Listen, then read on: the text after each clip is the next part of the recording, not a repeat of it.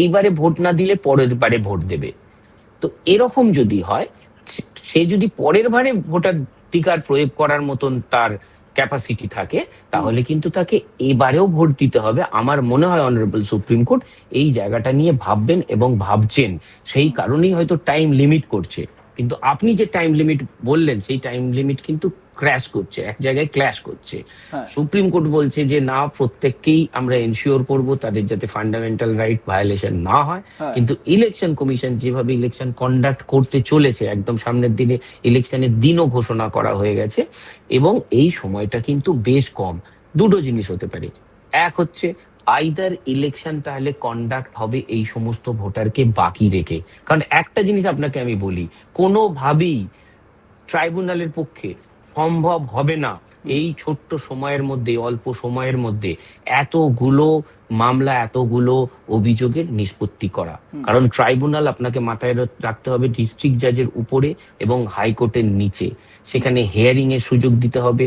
তখন ক্যান্ডিডেট বা যে অ্যাপ্লিকেন্ট, সে লয়ার নিয়ে যেতে পারে।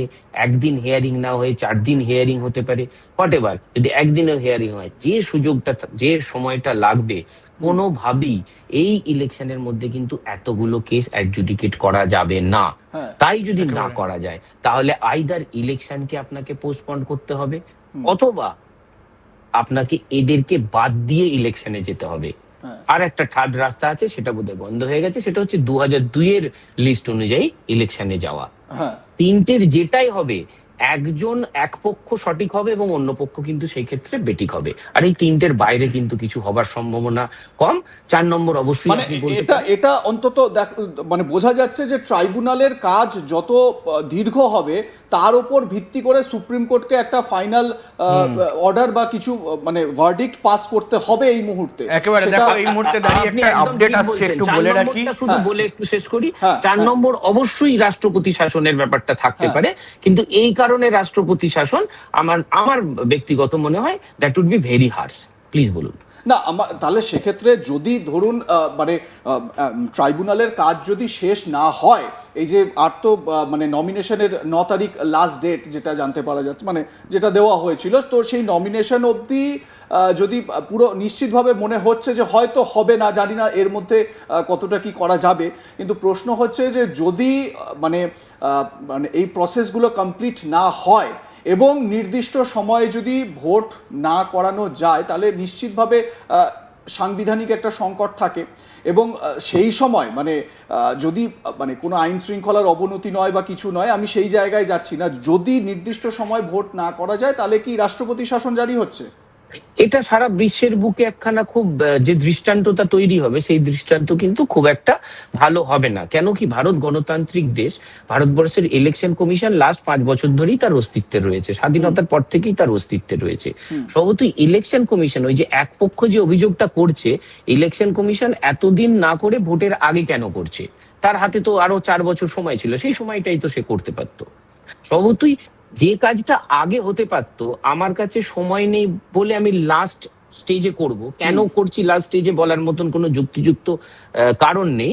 আর সেই কারণে ওই রাজ্যে রাষ্ট্রপতি শাসন হবে, মানে কেন্দ্রীয় শাসিত হবে, এরকম উদাহরণ কিন্তু দেখা যায় না। কারণ ইলেকশন কমিশন হচ্ছে একটা ভারতবর্ষের একটা ইনস্টিটিউশন। সেই ইনস্টিটিউশন পুরোপুরি ইলেকশন কন্ডাক্ট করে। সেই ইলেকশনের এতটা বুঝতে অসুবিধা হবে যে তার দোষের জন্য একটা রাজ্য সরকার বা রাজ্যবাসী তার গণতান্ত্রিক পদ্ধতিতে নির্বাচিত সরকারের দ্বারা পরিচালিত না হয়ে রাষ্ট্রপতি শাসনের আন্ডারে থাকবে, এটা কিন্তু সেই রাজ্যের বা সেই সংশ্লিষ্ট রাজ্যের অধিবাসীদের পক্ষে ভালো না। শীর্ষ আদালতও সেই বিষয়টা দেখছে, গণতন্ত্রের অন্যতম স্তম্ভ জুডিশিয়ারিও কিন্তু সেই বিষয়টা দেখছে। নিশ্চিতভাবে এই রকম পরিস্থিতি আসবে, আমার মনে হয় না, আমরা আশা করতে পারি এরকম পরিস্থিতি আসবে। আমি অনির্বাণের কাছে আসবো। অনির্বাণ, তৃণমূল কংগ্রেসের তরফ থেকে কি কি এখনো পর্যন্ত তুলে ধরা হয়েছে আজকের এই হিয়ারিং পর্বে, যদি একটু বিশ্লেষণ দাও। দেখো, এই মুহূর্তে দাঁড়িয়ে একটা জিনিস বলা হয়েছে যে এই অনলাইন যে প্রক্রিয়া, অর্থাৎ একটা সওয়াল এই মুহূর্তে করা হয়েছে একেবারে বিচারপতিকে যে এই মুহূর্তে দাঁড়িয়ে যদি এই পুরো অ্যাপিলেট ট্রাইব্যুনালটা শহর কলকাতা কেন্দ্রিক হয় বা শহর কলকাতায় শুধুমাত্র চলে, তাহলে যারা গ্রামের মানুষ আছে, যারা গ্রাম বাংলার মানুষ আছে, যারা উত্তরবঙ্গের মানুষ আছে তারা কিভাবে এই বিষয়টাকে ডিল করবেন বা কিভাবে তাদের নিজস্ব অফলাইন পুরো ফর্মটাকে বা অফলাইন অ্যাপিল কিভাবে করবেন, এই বিষয় নিয়ে তখন কিন্তু একটা সওয়াল জবাব শুরু হয়েছিল কিছুক্ষণ আগে। এবং সে জায়গায় দাঁড়িয়ে একেবারে বিচারপতি তিনি বলেন যে মূলত অফলাইন অনলাইনে যেটা হচ্ছে সেটা হওয়া খুব একটা সমস্যার বিষয় নয়, সেটা খুব সহজেই ব্যাপারটাকে চালানো যেতে পারে। কিন্তু তার সঙ্গে সঙ্গেই আর একটা প্রশ্ন করা হয় যে সবাই তো এই মুহূর্তে টেক স্যাভি বা ডিজিটাল স্যাভি নয়, তাহলে তারা কিভাবে অ্যাপিল করবেন? তখন কিন্তু এই চিফ জাস্টিস বলেন যে মূলত এই মুহূর্তে দাঁড়িয়ে ডিইও অফিস অর্থাৎ যে ডিস্ট্রিক্ট ম্যাজিস্ট্রেটের অফিস বা বিডিও অফিস রয়েছে সেইগুলোকে কোথাও সেখানে গিয়ে তাদেরকে সাহায্য নিতে হবে বা সেখানে গিয়ে অ্যাপিল করতে হবে, সেই অফিস থেকে সাহায্য করে দেওয়া হবে যে পুরো বিষয়টা কিভাবে হিয়ারিং করা যায় বা পুরো বিষয়টাকে কিভাবে অ্যাপিলটা করা যায়। এবং তার পাশাপাশি দেখো এই মুহূর্তে দাঁড়িয়ে কিন্তু কল্যাণ ব্যানার্জি তিনি বলছেন যে the method of only online will exclude more people, অর্থাৎ তিনি বলছেন যে কমিশন অফ ইন্ডিয়া তারা কিন্তু এই মুহূর্তে দাঁড়িয়ে এই অনলাইন করতে চাইছে কারণ তারা বেশি লোককে বাদ দিতে চাইছে। এবং তারপরেই কিন্তু চিফ জাস্টিস বলেন যে ডিএম বিডিও অফিসে রিসিপ্ট দেওয়া হবে, সেখানে অনলাইন অ্যাপ্লিকেশনটি করে তাদেরকে রিসিপ্ট দেওয়া হবে এবং তারা কিন্তু সেখানে ছুটে যাবেন এবং ট্রাইব্যুনাল একটা জায়গা থেকে ফর্ম করে ট্রাইব্যুনাল কিন্তু কাজ করতে পারে। এবং তারপর কিন্তু এই মুহূর্তে দাঁড়িয়ে সিজেআই অর্থাৎ চিফ জাস্টিস অফ ইন্ডিয়া তিনি জিজ্ঞেস করেন যে আর কত কেস এই মুহূর্তে অ্যাডজুডিকেশনের বাকি রয়েছে, যেটা ডিলিশন বা অ্যাডিশন দুটোর মধ্যেই পড়ে। তখন কিন্তু ইসিআই বলে যে 26,000।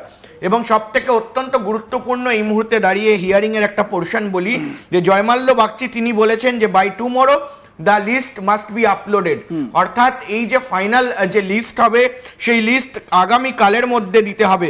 এবং the entire exercise of verification by judicial officer is likely to be finished by tonight, অর্থাৎ জুডিশিয়াল অফিসারদের নিয়ে যে এই মুহূর্তে অ্যাডজুডিকেশনের কেসগুলো দেখা হচ্ছিল সেটা আজকে রাতের মধ্যে শেষ করতে হবে।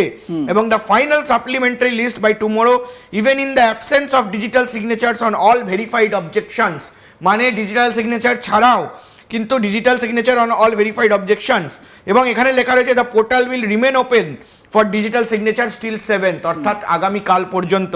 আগামীকালের মধ্যে সবকটা লিস্ট এবং বলা হয়েছে যে you publish the list tonight, we are giving 24 hours for final digital signatures, অর্থাৎ লিস্ট তোমরা আপলোড করে দাও, ডিজিটাল সিগনেচারের জন্য আমরা আরো 24 ঘন্টার এক্সটেনশন করলাম, ডিজিটাল সিগনেচার না হলেও হবে, লিস্টটাকে আপলোড করতে হবে। এবং বলা হয়েছে this is for the 52 constituencies in first phase of the polls, 52টি যে কনস্টিটিউয়েন্সি রয়েছে সেই পোলের জন্য সেটা করতে হবে। এবং তার পাশাপাশি কিন্তু এই মুহূর্তে দাঁড়িয়ে 152 সম্ভবত একেবারে 152 কনস্টিটিউয়েন্সিজ এই মুহূর্তে দাঁড়িয়ে ক্ষমা করবেন 152টি প্রথম পর্যায়ে প্রথম ফেজে যে এই মুহূর্তে ভোট রয়েছে সেটার যে ফাইনাল সাপ্লিমেন্টারি লিস্ট সেটা আজকে রাতের মধ্যে নির্দেশ দেওয়া হলো